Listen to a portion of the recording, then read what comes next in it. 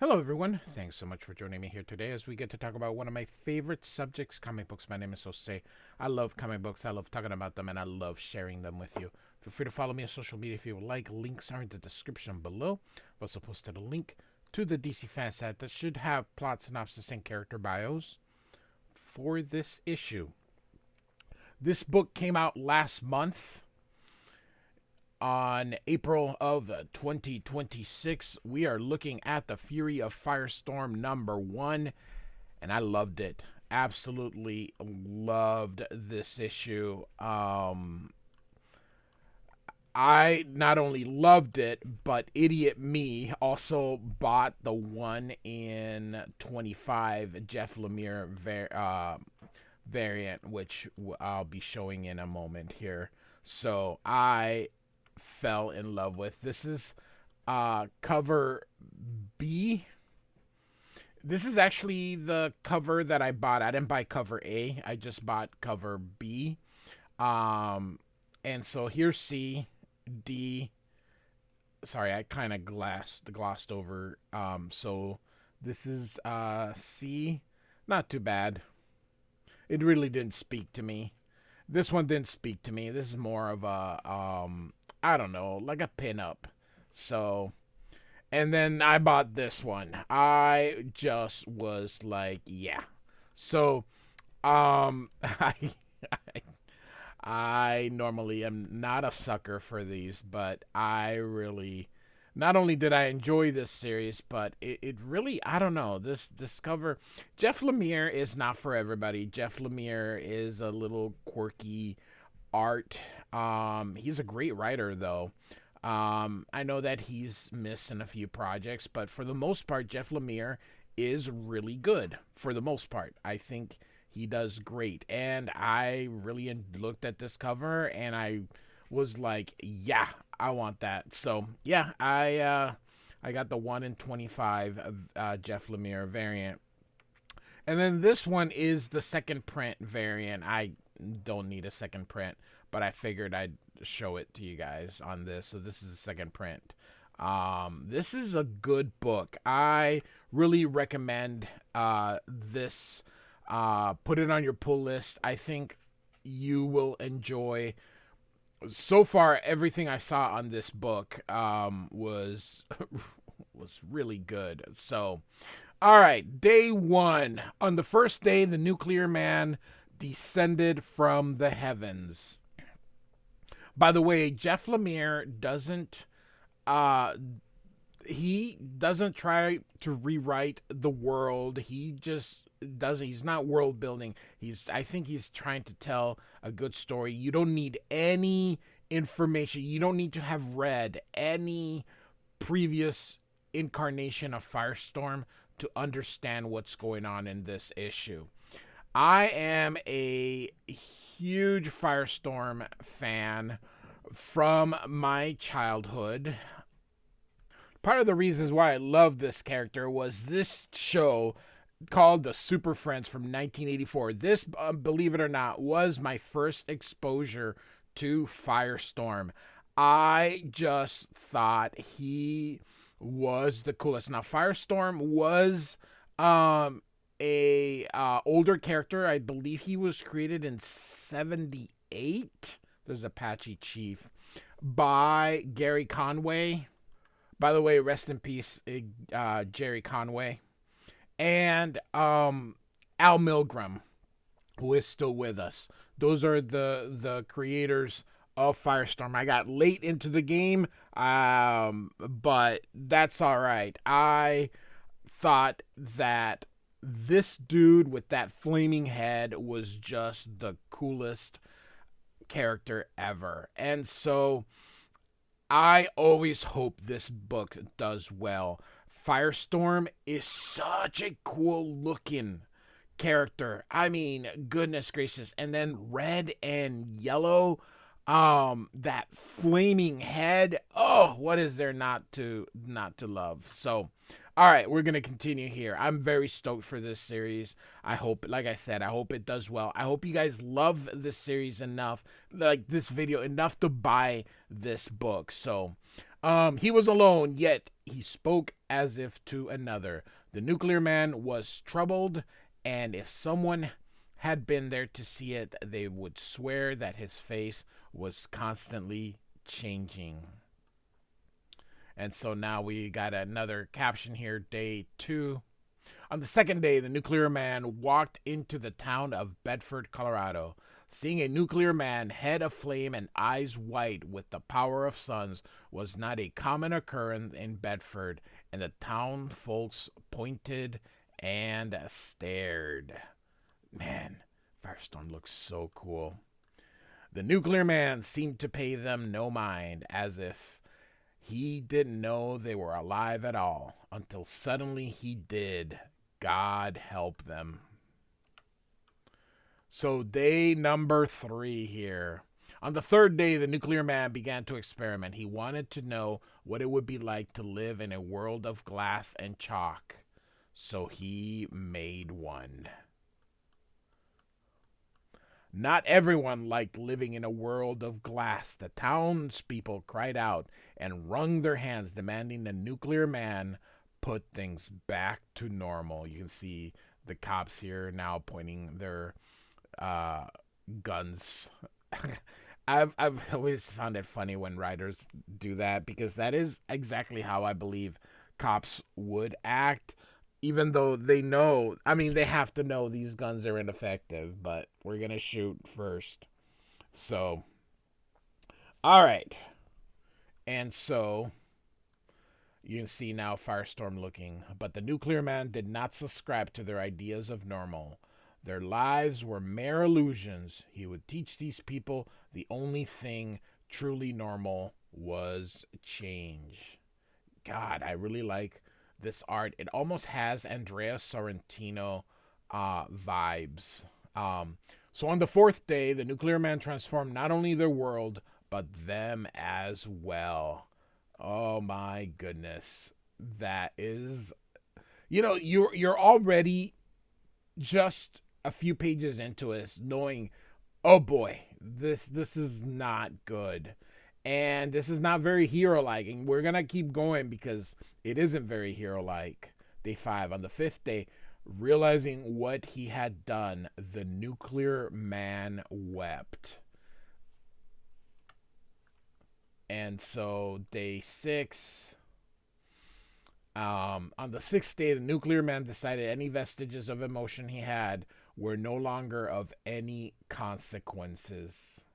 And so, you can see he is ripping this place apart.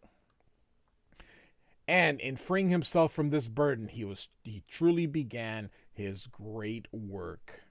I've always thought Firestorm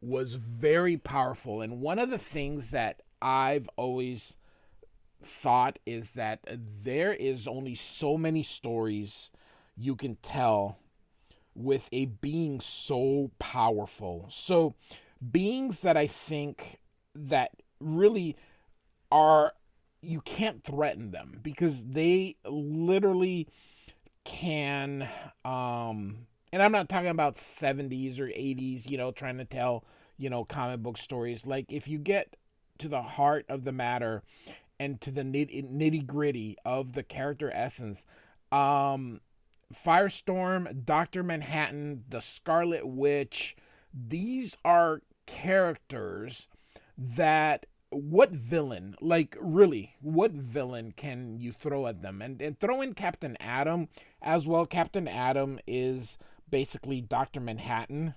Captain Atom, it's just, these characters are too powerful. So you're limited. I mean, what can you really do as far as throwing a villain? So I'm very excited to see what Jeff Lemire does. One of the things I've always said is that some of these characters need to be depowered because how really how, for example, how can you throw Superman? So we'll just use Superman, and you throw him at a firestorm, and then he can't just generate something and turn it into kryptonite. Um, so Batman, I mean, throw anybody in there. So these are characters that are just too powerful. They warp reality. Um, you saw Dr. Manhattan created another universe, which uh, you see the Scarlet Witch also created another universe. You've never seen Firestorm do that, but I'm quite sure that he is on that level. So it's gonna be interesting. Again, how do you make such a powerful character um, be relevant? And so I think kind of doing a little bit of a heel turn. You're gonna see how. You're gonna see why. It's gonna be explained in this issue. What's up? So here you can see him doing crazy things, and on the seventh day he rested. Very biblical. Jeff Lemire, I think, as he shows here with this fire kind of consuming this town, Firestorm just kind of sitting there. So for soon would come the fury. And so we see a character, we'll see who she is soon, and you see there's a banging on the door. She's sleeping in some city, which we are told it is Pittsburgh, and it's 4:07 in the morning. And so she's coming to the door where she's greeted by army. I really like this. I am like, yep, that is exactly. So Lorraine Riley, they say. Now Lorraine Riley is a character from the previous incarnations. It was a love interest. Lorraine Riley is Firehawk, I believe. This issue will correct me if I'm wrong. But she says, yeah, what the hell is? And so the army dude says, Department of Defense, Miss Riley, we need you to come with us now. And you can see now is nice and bolded. And she says, oh yeah, what if I say no? And the army dude says that we have been authorized to use any force necessary, Miss Riley. And she sighs here, let me get dressed at least here. So um I like it. So here we see this Project Firestorm. We see a folder here with pages inside. Who or what is Firestorm? We don't see who's talking right now. So we assume that someone is asking Lorraine a question, and I assume that, and so, well, he is a young man named Ronald Raymond, but he is also college professor and physicist Dr. Martin Stein. Or is it Stein? I've always said Stein. Um, Firestorm is actually two men. And so, remember that big explosion at the Hudson nuclear plant years ago? Stein and Raymond were caught at ground zero and somehow fused them together. That is from the original um, Firestorm um, series that I said was created by Jerry Conway and Al Milgrom. So that is essentially the origin. The consciousness of Stein and Raymond combined into something they called the Firestorm Matrix. Together they became the hero Firestorm. And so continues here. Don't let the puffy sleeves fool you. This guy is a level 10 meta. He can literally transmute matter at the atomic level. The horrors this cat can inflict are only limited by his imagination. Sort of what I had gone and sort of explained. So I don't believe that this is Firehawk speaking, but this dude right here is this is when this series got canceled. This I I was like, nope. I actually dropped Firestorm when I was like, I don't even care what they are trying to accomplish. I am not picking up this book. I did love when they brought him back in the early 2000s with Jason. Oh my God. I forgot the last name, but he was in that series as well. Um, So I actually did like this. I had no problem with how and it was actually done really well. I love they kept the uniform the same or similar, the same color. I mean, this dude has to be yellow and red. The flaming head, that was all very cool. I have no problem at all. They actually did really well at depowering him, or at least making someone who doesn't know how to use the powers so that you would be able to um so that you could throw threats at him. So, um, anyway, over the years, Firestorm's nature has been in flux. Different personas, different looks, even different powers. The one constant is that he has been completely unstable since creation. And so, um, here's the Air Force airplane here. And now he's finally gone off the deep end, continuing from the previous. And so it just says westbound. And so these guys are whispering here, okay, who is she? And the other guy says she was an active metahuman, codename Firehawk. And here she is sitting. She was the target's girlfriend. They continue whispering. And she says, uh, sorry, you two know I can hear you, right? Super hearing. And they're like, really? And she says, no, not really. When are you going to tell me what I'm doing here? And why are you calling Ronnie Raymond the target?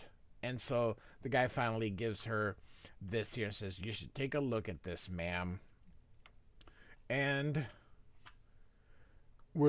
they're looking at that video now from the previous that we started with. This is satellite footage from Bedford, Colorado yesterday. And no, it is not satellite footage because otherwise it would be looking down. But your ex-boyfriend flew into town and started having his way with it. He turned the place into his own John Carpenter nightmare factory. And she says, that is not Ronnie Raymond.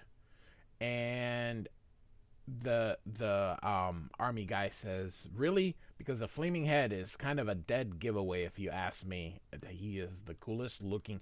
I tell you that there is not many characters that are designed, I'm talking about the design, that are better than Firestorm. Firestorm to me is a top 5 design. And if if he had been written better or had been just more popular, I think Firestorm would be in the leagues with Spider-Man and Wolverine and Superman and Batman. I just don't think the character took off, but his design, his look is a top 5 looking character. You tell me um who design wise looks better. I mean, Spider-Man, there's Superman, um there's been so many different Green Lanterns. I mean, you could say the classic I mean, Firestorm looks better than any Green Lantern uniform out there. Batman, of course, but Batman's had different. Batman can be drawn in silhouette. So what makes Batman Batman isn't so much his costume, although I do love the current 2026 incarnation with that 70s powder blue color scheme. Oh, I just love that 70s look of Batman. I just love it, love it, love it. So it depends on which version of Batman you like. I just can't think of too many characters that look. Again, I'm not saying they're more popular. I'm saying that look better than Firestorm. To me, Firestorm is a top 5 design. Great character. And so Firehawk continues, I don't care what it looks like there. There is nothing behind those eyes. I know Ronnie better than anyone. That isn't Ronnie, says Firehawk. And so this army dude says, well, one way or another, we're about to find out. And she asks, what are you? And this other guy says, "You're going in, Miss Riley. Sergeant Waters and I will be your escorts." And so Sergeant Waters says, "The powers that be seemed to think that your history with Raymond may be enough to get through to him and de escalate before we need to attempt more drastic measures." So, always, hey, uh, humans, this actually plays out how I think it would in real life. Human beings we're like, that is what we would do. In the face of superior things, we would actually, I think, attempt to do this. So Firehawk asks, have your people made contact with him yet, General? And the general here says, "Not yet. Just been holding the perimeter and praying this all doesn't start spreading any further. Satellites show the target is still just sitting on a park bench. He hasn't moved in nearly 14 hours. You see, these guys are getting prepped. Now, just for, even I thought the same thing before I read this. When you can control everything, it doesn't matter what you freaking wear. Just want to make that when you have a character, again, with how I preface how powerful these characters can be, that what can you do? I mean, I don't know. He can melt you. He can turn the suits into something else. He can. It's just. But I love it how they're still trying to take precautions, but you know that the precautions are useless. So, even having their weapons here. So, and Firehawk says, "What do you think those suits are going to do?" And so the guy here says, "Experimental units. They give off tachyon aura that should make them immune to the target's matter-changing powers." Right. Speaking of which, you should suit up as well, Miss Riley. And so her eyes begin to glow as she says, "Yeah, I brought my own. I like this suit. Not as good as the Firestorm suit, but pretty cool. This is her second. This was her redesign. Her original one wasn't quite as cool as the second one. This is actually her second redesign. Like I said, this I believe is not her first costume. So yeah, looking pretty cool. "We doing this or what?" she says. Real quick, this is what she looked like. Sorry about this. Ugh, this site. All right. This is in number 17 of the original Fury of Firestorm. And so this is what Firehawk looked like then. So the second incarnation with that uniform is definitely cooler. And so these guys are going to go in and take a look here. And so this guy's, if the intel we got is accurate, Dr. Martin Stain is no longer part of the Firestorm Matrix. Seems Stein and Raymond had some falling out a few months back. Since then, Raymond has somehow been piloting the Firestorm Matrix solo. Maybe it was too much for him to handle alone. And the other guy says, "Heads up, we're about to enter the, well, I don't know what to call it.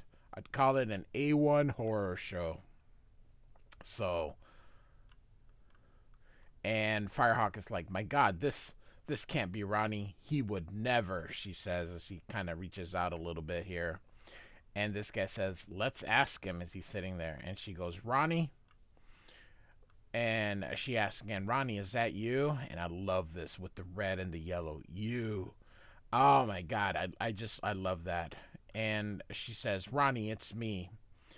And Firestorm says, "You?" And these guys are like, "Powers readings, he are flaring, he's active." And they're like, "Stand down, Raymond." And so we know where this is going. And he obliterates this guy here. And he goes, "Raymond?" And the other guy's like, the suits don't work. Raymond killed Waters. Over." And Firehawk says that is not Ronnie Raymond, and the other guy says, if that's not Raymond, then where is he? Oh my goodness. I really like this series. And so gonna skip over these kind of little pieces here, but we're kind of getting a flashback here. And this is how he Ronnie would have control of Firestorm, but Martin Stein would be kind of guiding him. The two of them would be together, but Raymond's the one that had physical control of Firestorm.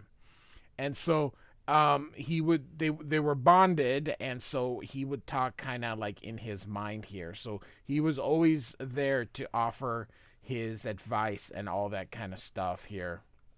And so he's this is kind of in the beginning when he's learning. And he says, we're both inside the Matrix, but don't you ever wonder how? And so, yes, what is it, Ronald? And he says, we'll have to save the deep thoughts for later. Looks like the hyena's loose. So, kind of like we're not getting that answer. So, hyena was one of the early villains, kind of like a werewolf. So, that I guess it's a hyena. And so turning this into a Twinkie. This is what I mean. He can turn anything into anything. So, how? Why doesn't he? Just turn the hyena. He could literally kill it. And so, he's sort of dreaming this portion here, and realizes that he is stuck somewhere. And so there's Raymond, and he finally goes, Professor. And so Firestorm says, you are not supposed to be here. And I no longer belong to you, Ronald Raymond. So the Firestorm Matrix is on its own. It is so awesome here. And I belong to no one. And he fires at Raymond. So the Firestorm Matrix is by itself. And so here we go back, and we're going back to that, where they were going with it, and Firestorm's just kind of thinking by himself. So and they're like going back to what's he doing here, and now he kills the other one, and no one, and she screams, Firehawk screams, no, I am no one. And so he tries to do that, but she's got some nuclear powers, so he's not able to completely disintegrate her the way he was able with the others. And so he kicks her out, and the general's like, Miss Riley, and she goes, I can't do it. I can't stop that. And she says, there's nothing any of us can do. We have to find him. And the general says, find who? And Firehawk says, the only person who knows Ronnie better than I do. And of course, we have to find Professor Stein. And we get here with Stein. He's the one that was looking at that Project Firestorm, and he's burning it. And so here we have our credits. Jeff Lemire. I think this is really well written. I know that he has some hit and misses out there, but that's what happens when you write a lot, and he's got a lot more hits than misses. So when I see Jeff Lemire, I give it a shot because like I said, to me, he's got more hits than misses. So it's kind of like Bendis. You give Bendis the and yes, I know that the last few things Bendis did at DC were horrible, but you give him the benefit of the doubt because he had the Avengers run, and he had Ultimate Spider-Man, and he had Daredevil. I mean, he had some hits, and so I always think that when you have more hits than misses, I mean, even Stephen King doesn't bat 100%. So we see here Professor Stein here, Firestorm, created by Jerry Conway, rest in peace just passed away last week as of this recording, and Al Milgram. The Fury Part 1, and look at it, is it sentient? And so we get a to be continued. So I really hope you enjoyed it. I really do like this friggin' series. I already have it on my pull list. I think this comic book is gonna be a banger. I really hope it sells well and DC continues with it. I am going to continue with this book um, because I really liked it. I bought it on the character because I bought it more for the character than for Jeff Lemire. I think Jeff Lemire writing it was a plus for me because it showed me that DC put a name behind it, that they weren't just looking at, just putting a nobody in there and just making it. With Jeff Lemire, I believe DC is at least considering making this into a regular, that they are basically behind this. So I'm hoping this is where we're heading. So Fury of Firestorm #1 by Jeff Lemire, and I have to look in here. Rafael De Latorre is the artist. Very, as I mentioned, with his art, very reminiscent of Andrea Sorrentino, who is an Italian artist. So it has vibes of that. So, and it looks like we have an Italian on the colors. So, like and subscribe. I do thank you so much for listening. Hope you like this. Goodbye.